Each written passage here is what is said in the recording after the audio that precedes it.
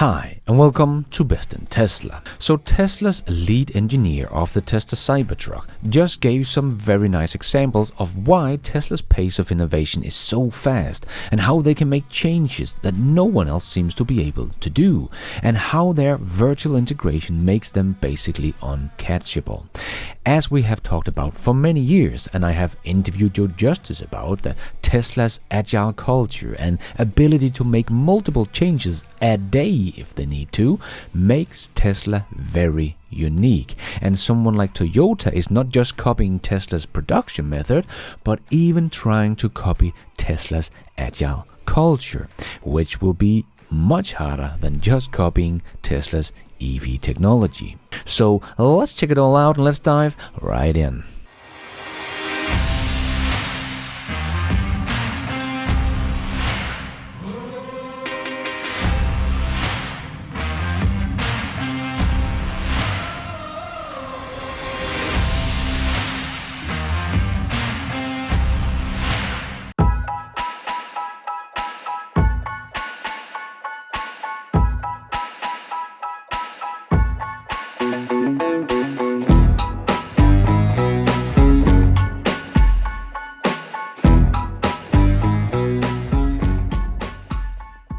So, Elon Musk always says the pace of innovation is the only thing that matters, and that is why Tesla is set up to make changes as cheaply and fast as possible, and the structure of the company is set up so everyone can make changes. If Tesla's Tesla One AI system that runs the whole company says, yes, your suggestions added value to the production or made the car more efficient or reduced the cost of production, then you can go ahead and make that change to the production itself without asking any managers. So Tesla makes tests of every single vehicle they made. This is also something that set Tesla apart from everyone else, as the others make a test of a car to make sure everything is okay and then produce like 10,000 units, and then they make another test of a vehicles to check that everything is still as it should be. But not Tesla. They test every single car that comes off the assembly line. So if they come up with a new idea for a change, they can just implement it because they know that car will go through the whole test. That is all automated, of course, as long as they don't change anything that needs official approval as well, they can just make that change.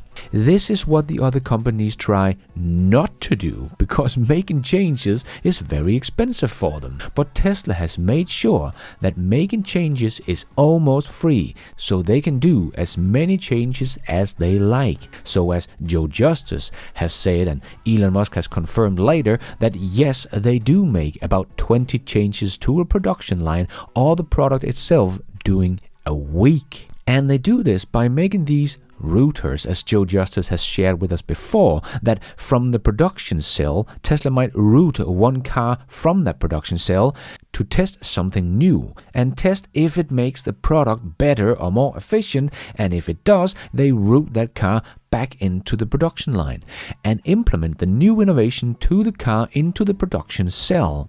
And while all the other production cells are still producing the old version, which means production never really stops, as Tesla doesn't use production lines in a traditional sense as we know them, but use production cells. So as they make a change to one cell, every other cell still produce at max capacity.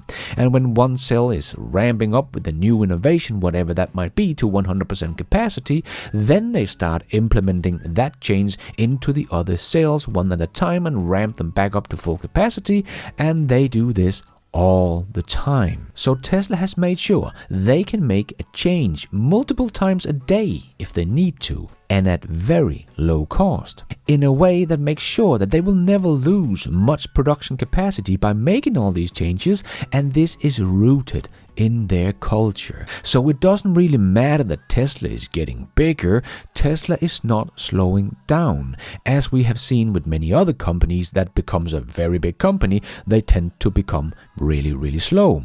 Like Elon also said himself back at Battery Day, that Tesla will only speed up as Tesla becomes bigger. What tends to happen as companies get bigger is things tend to slow down. they're going to speed up. And one other thing that Tesla has is that they are making sure that the different teams that are working on different parts of the car are still working together and brainstorming together when they are working on a new product like the Cybertruck. As Vaz, Tesla's lead engineer for the Cybertruck, also wrote on X. Have you heard of Conway's law? It's an interesting observation about the root causes of why large organization usually makes products worse. In 1967, Marvin Conway wrote organizations which design systems are constrained to produce designs which are copies of the communication structure of these organizations. When you think about any product carefully, if you see the obvious lack of integration is usually due to the organizational social boundaries. If you are working on a product, you should consider if the organization boundaries are getting in the way of optimal design. A well-known example, in the early days of Tesla, there was a battery team and separately a vehicle structural team. The structures team designed the vehicle's body to meet given requirements and strength, crashworthiness, torsional stiffness, etc. Likewise, the battery team designed their part to be self-contained. It could survive durability, accidentally being dropped, being hit in a car crash, etc. As a result, we ended up with a super dense battery in a strong box-like structure which was installed into the vehicle, which made a nice space for it to mate into. There were no issues with integration, everything fit together perfectly and met all products' goals. It achieved one of the highest crash safety rating measured at the time. But we had a box full of battery cells that was installed into another empty box-shaped receptacle on the body, a box in a box. When you simplify it down that far, it sounds obviously wrong. The two organizations had achieved their goals, worked together without friction, and the product met all over goals. Yes, the product ended up with a clear lack of optimization as the result because of the organizational boundaries of the two teams working in isolation. Nothing was wrong, but it wasn't optimal. So before the next product was designed, the battery team gave responsibility of the battery structures also to the vehicle structure team. On this iteration, we ended up with a structural battery, which is an integrated part of the body and crash structure. Without it, the vehicle body would not work. It's the literal floor for the vehicle, but the redundancy is gone and the design is more efficient as a result. The vehicle also achieved one of the highest crash safety ratings measured at the time. This is a super obvious example in retrospect and solved with a fairly large organizational changes, but you can also see this happening in small technical decisions and doesn't require structural changes to fix. Someone just need to question if there is a better solution in a team open to criticism. This mindset to work together to make the best product regardless of ego is where you end with the most innovative product. Some smaller examples have been seen when inspecting Cybertruck design: the chassis air suspension, which is used to pressurize the battery pack to prevent water ingress, the subwoofer, which utilized the air volume of the body sides instead of making the enclosure larger, centralized zonal vehicle controllers instead of many small distributed controllers, doors which used the exterior surface as a crash intrusion beam, the pedestrian warning system is used as the horn, and the list goes on. The excitement and motivation by everyone involved to work across boundaries and actively break down Conway's law is one of the many reasons I love working at Tesla. Yes, and why no one else but Tesla could ever have come up with a beast like the Cybertruck that is filled to the brim with small engineering marvels like Vaz just explained here, because Tesla has this culture down now, and it really shows in the Cybertruck that pretty much every little thing in the Cybertruck has been made more efficient and better, like the steer-by-wire or the 1 gigabit Ethernet, the less control units, the new way of making gigacasting, and still of course using the structural battery packs and the 48-volt architecture and the stainless steel that they don't stamp and they don't paint, so they have reduced the footprint of the factory that is needed for the Cybertruck compared to something like the Model Y. So they have also invented a whole new ally to make this Cybertruck work, and a new way of producing a pickup truck altogether. And all the little things that Vas just mentioned. The Cybertruck is such a good showcase of Tesla's culture. This car was not designed by a designer, and then the engineers had to figure out how to make that design work, and then the manufacturing team had to figure out how to make the truck, and then the automotive team had to figure out what parts of the car could be automated. No, at Tesla, the designers worked together with the engineers and the manufacturing team and the automation team, and that is why Tesla ended up with a truck that doesn't look like anything else, and they have been able to ramp it up faster than any other electric pickup truck on the market. It is already the best-selling EV pickup truck in the world, and it has not even been in production for a year. And Tesla even had to make all of this from scratch and invent a whole new production line, as this truck is not made like any other cars Tesla has in production. So a completely new platform with a completely new architecture and new innovative technologies. And despite all of that, it has ramped up so much faster than Ford's F-150 Lightning, that is basically just an electric version of the good old pickup truck. Something that Ford has been making for over 100 years, just electric. But Tesla has outpaced them in ramping up production anyway. Tesla really does not get the credit they deserve for their manufacturing skills. Most people don't understand how insanely good Tesla has become at manufacturing. So good, in fact, that Toyota, that was known for their manufacturing skills, has now started to copy Tesla's production method with gigacasting and structural battery packs, trying to get their next EV platform to profitability. And while Toyota is copying the old way of building an EV platform from Tesla, Tesla has already shown us a whole new way of doing things with their Cybertruck that you can bet your bottom dollar has also been a test bed for future models, where most of the new technologies and ways of making the truck will be implemented into the new models, including the upcoming Cybercab. So because Tesla is not only the most integrated automaker on the planet, but because their culture has been set up in a very different way, they can do stuff so much faster than any other OEM can.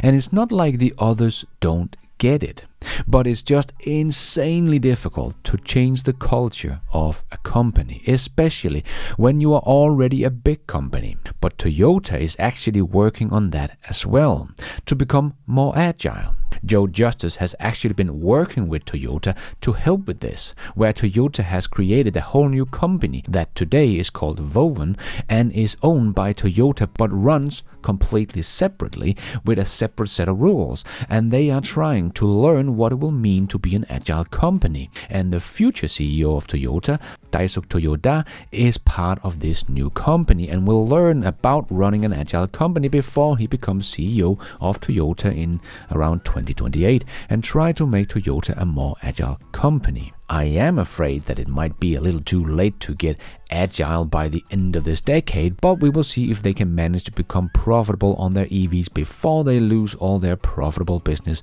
in the ICE and hybrids, and then become agile enough to stay a dominating OEM in the world. But nice to see that Toyota is making big steps towards becoming more like Tesla, but the only question is, will it be fast enough? But a very good showcase of how even Toyota get that Tesla is the one to copy, both in terms of production method, but also in the way the company is run and the agile culture they have within the company, making sure that they will never become big and slow-moving company, but forever have the pace of innovation that will be the benchmark for everyone to follow.